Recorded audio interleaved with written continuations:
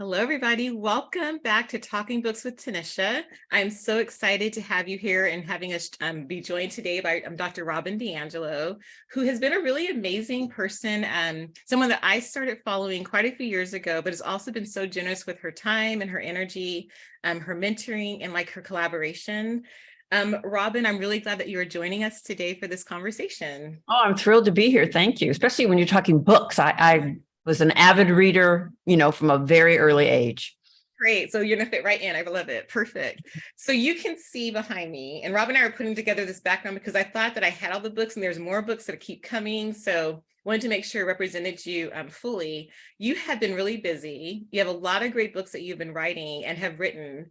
I did tell you a story really quickly, and it's not even on here, but oh yeah, they're right there on the corner. I remember when I first started my job, and they talked about, have you read, is everyone really, say it again for me. I've had like Is everyone really equal? Is everyone really equal? And I remember thinking, what is this book? Who wrote it? And why do I need to read it? Right. And they were like, if you're starting the equity work in a district level, system level, you have to read this book. And that was the beginning of my journey into like the world of Dr. Robin DiAngelo.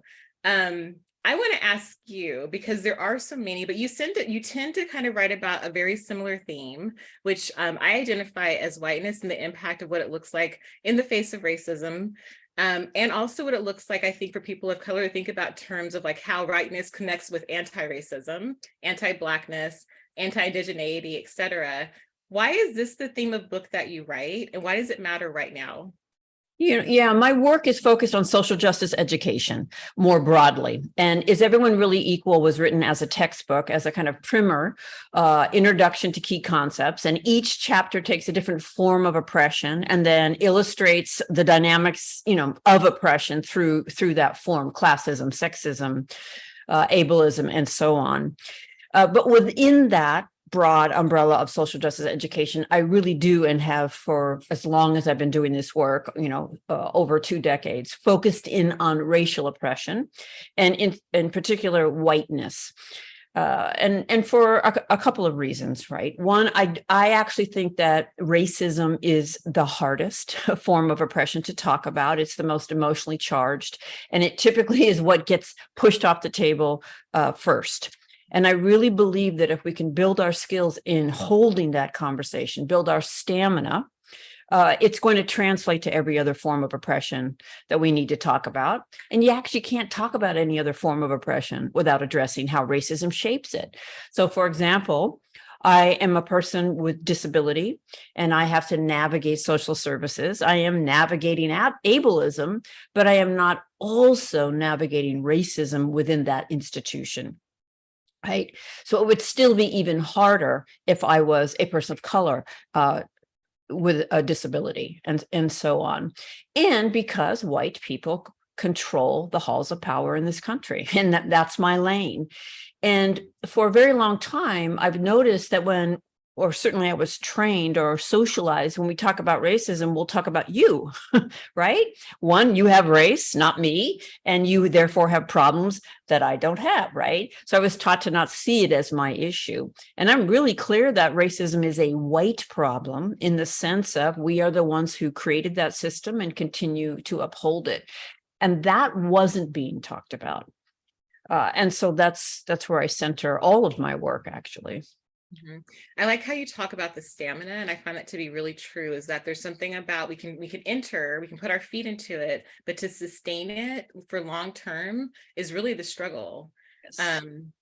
And I feel like, if we're able to figure out how to build that stamina and really address those conversations and that energy, I think we have yet to touch the full potential of what's possible.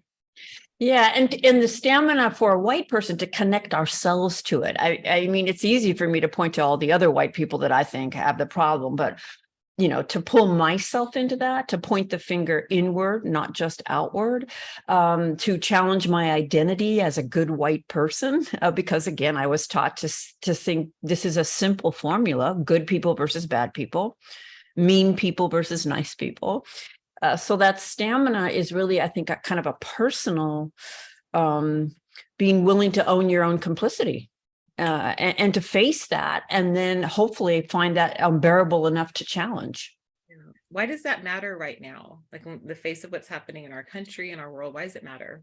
In my lifetime, post civil rights, because I came of age, I'd say just beginning post civil rights, I have never seen the explicit acceptance of racism the way that I see it now, and from the highest halls of power. There's a kind of almost zeal and righteousness in being openly racist, and the highest halls of power means that is backed with the ability to infuse it in the institutions with legal authority. I mean, I've always been really clear that while everybody has bias, you could be just as biased against me, but your group's collective bias towards white people is not backed with legal authority and institutional control, but my group's collective bias is. And now when you add permission to be openly racist, there was a little less permission, immediately following the civil rights movement. We're seeing legislation. We're seeing really powerful legal bans and actions. There's up to 7 states right now where it would be illegal for you and I to have this conversation. It would be illegal to acknowledge that racism exists at all. I'm sure you're aware that the Rosa Parks story in Florida was just race was taken out of it.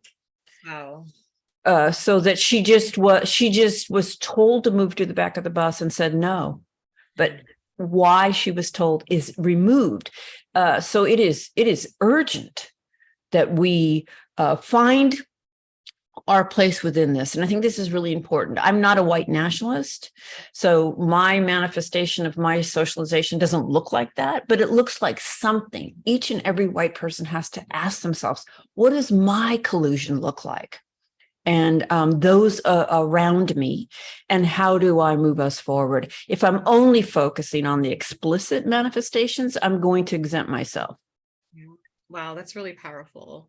There's so many thoughts that are coming to my mind, and I'm thinking about how, actually what I'm thinking about the timeline in which I have gone through your stories and your books, and how those have impacted, I think, me personally and the people that I've worked with, especially in predominantly white spaces where I, as a person of color, have been asked to kind of step into places and like lead conversations about race that sometimes are not my conversations necessarily to have and to hold. And yet I need to be aware, I need to be ready. And for me, the book that I think really actually came to me from a Black male who was like, you need to read this book, was White Fragility. And I, as a person who leads professional development and workshops, with majority of the time, my group is mostly white. I don't think I realized the impact of how white fragility was playing a role in that work. When I think about the books that, and I still have a couple more books to kind of get through apparently, because you have a couple more books that are out now, but the one that sticks out for me is one of my favorites, I think, because it was so impactful and still so helpful for me to really recognize it, is White Fragility. What's a book for you that you would find either your favorite or a part of a book that you find to be your favorite?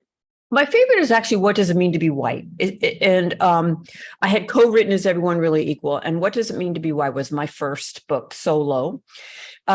Because it's technically a textbook, it could be big, if you will, it could be thick. And I could really walk the reader through, the concept of socialization. I'm surprised at how many white people don't understand socialization.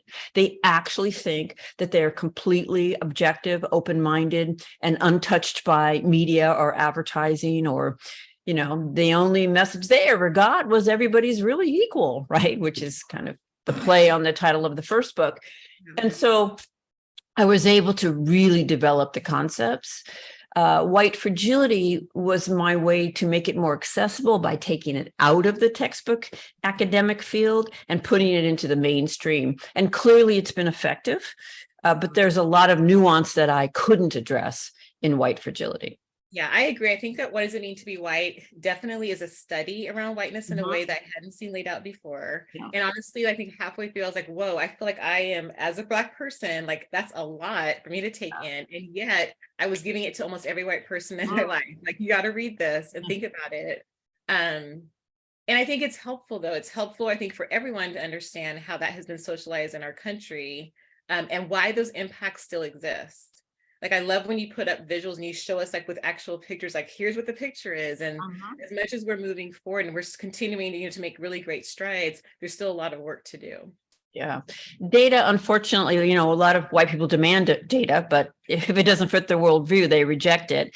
And because I'm a visual learner, I try to use a lot of imagery, metaphors, one single photograph that captures this somewhat abstract concept. Yeah. Yeah, I love that. All right. You have, like I said, been up to a lot of things. What else is coming up for you? What are you reading right now? What are you working on? What are things you want to share with us? Well, I'm excited about the Facilitator's Guide for White Affinity Groups because I believe deeply in that tool. It's just a tool, but I think essential that we separate by race. Ultimate goal is to come back together by race and to bridge these divides.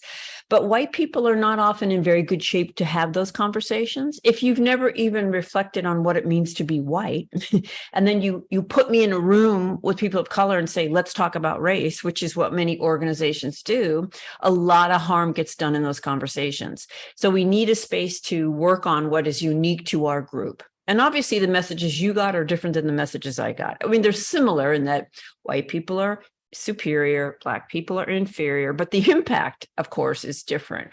And we need some space to look at that and the difference in its impact. So I've been promoting affinity work for years, but there's really hasn't been anything to help people lead those conversations. So now my co-author and I are actually doing an online course, and there's other ones being offered. If you're interested, go to my website. And Michelle Johnson is writing the companion to that, a handbook for leading people of color affinity work. So that's what I'm excited about right now. Are you reading anything right now, Robin? What's on your bookshelf? What is on my bookshelf?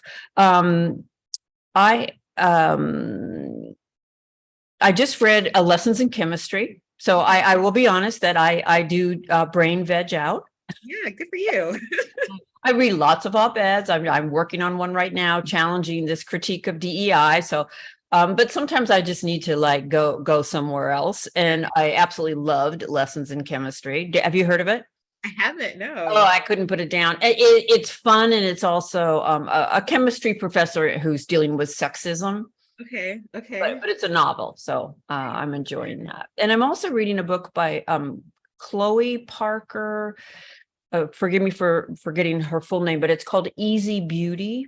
And it's a memoir of a woman who has a very visible disability. And from her kind of eyes outward, it really holds a mirror up to ableism and what her daily experience is. So notice, that book, even though it's not academic, it's helping me see a piece of oppression. And similar with Lessons in Chemistry, it's kind of a fun novel, but who does it lay out sexism in academia? Yeah, like a little bit of both. Yes, thank you for sharing that. I'm hoping that people who are watching this today will find those books and like also have a little bit of fun. I love reading fun books. I love balancing it with like all the hard things that are happening. I think most importantly, just having books available is really important. So I want to encourage everyone who's watching, like if you haven't had a chance to read any of Robin DiAngelo's books, like please choose one. They're right behind me. Find which one that you might speak to you. The books that you mentioned, like I want them to go out and get those books as well. If I want to also let people know they can like this channel and subscribe and share it out with your friends.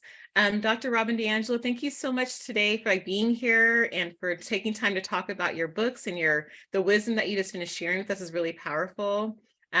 It's Sunday. I know you have a full day to have, and I want to thank you for taking part of that day to be with me.